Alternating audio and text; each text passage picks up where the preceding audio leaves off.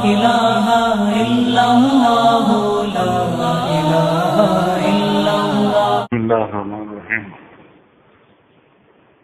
فرمایا کہ یہ تو جانور کا خاصہ ہے کہ ایک کو مرا دیکھ کر بھی بے فکری سے کھیت کھاتا رہتا ہے۔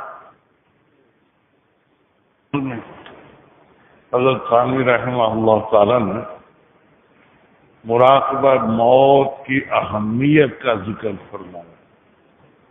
مراقبہ موت کی اہمیت کا ذکر فرمایا کہ انسان کو چاہیے کہ اپنی موت کو یاد کر کے عبرت پکڑے۔ جی ہاں، اپنی موت کو یاد کرے کہ جیسے میں اوروں کو اٹھاتا ہوں کندھے پر، ایک دن مجھے بھی لوگوں نے کندھوں پر اٹھانا۔ جی ہاں، بعض علاقوں میں مسجدوں کے دروازوں پر لکھا ہوا ہوتا ہے کہ نماز پڑھو اس سے پہلے کہ تم پر نماز پڑھی جائے۔ نماز پڑھو اس سے پہلے کہ تم پر نماز پڑھی جائے۔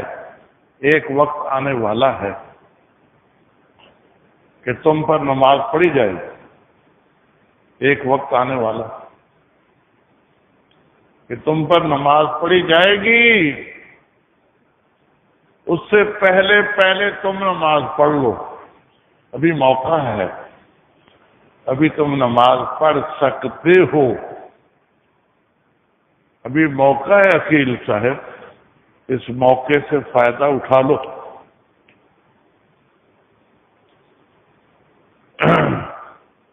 جب تم پر نماز پڑھی جائے گی پھر موقع ختم ہو جائے گا۔ اس سے پہلے موقع ہے کہ نماز پڑھ لو، کچھ مانگ لو، بخشش مانگ لو، نجات مانگ لو، ابھی موقع۔ موت سے پہلے دعائیں قبول ہوتی ہیں۔ جی ہاں، دعائیں حنیف صاحب قبول ہوتی ہیں، اس لیے ابھی مانگ لو۔ مرنے کے بعد پھر مانگو گے بھی تو فائدہ نہیں ہوگا، ابھی فائدہ ہے۔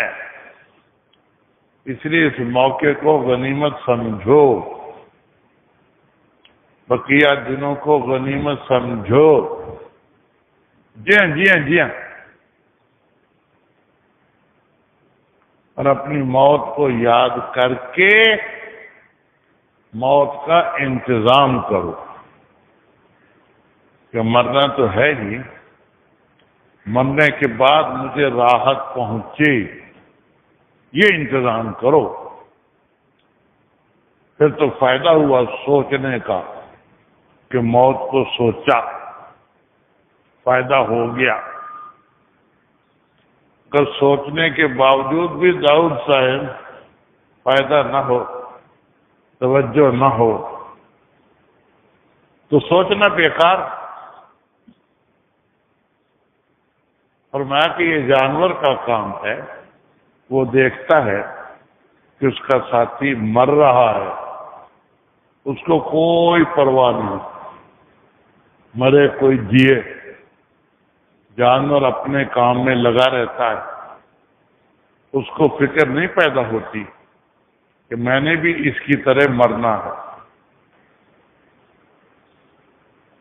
لیکن انسان کو تو اللہ تعالیٰ نے سمجھ دی ہے، عقل دی ہے، اسی لیے اس کو مکلف بنایا ہے کہ اس کو بہت عقل دی ہے، بہت سمجھ دیا ہے، اپنے نفع نقصان کو سوچ سکتا ہے، اس کے مطابق اپنی زندگی کو بدل سکتا ہے۔ جی ہاں جی ہاں جی ہاں، یہ موقع ہے زندگی بدلنے کا. بدل لو، بدل لو، گناہوں کی زندگی چھوڑ کر نیکی کی زندگی بنا لو. ابھی موقع. جی ہاں جی ہاں جی ہاں، پھر یہ موقع نہیں ملے گا. اس موقع سے فائدہ اٹھا لو. اپنے تمام گناہوں سے معافی مانگ لو، آئندہ گناہوں سے بچو. جی ہاں، نیکیوں میں اللہ تعالیٰ کی رضا کی نیت کرو. نیکیوں میں اللہ تعالیٰ کی رضا کی نیت کرو، دکھاوے کی نیت نہ کرو، کیونکہ دکھاوے کی نیت سے نیکی برباد ہو جاتی. دکھاوے کی نیت نہ کرو، ان کی رضا کی نیت کرو کہ نیکی اس لیے کرتا ہوں کہ وہ راضی ہو جائیں. جائز کاموں میں بھی نیت اچھی کر لو تاکہ وہ بھی نیکی میں داخل ہو جائے،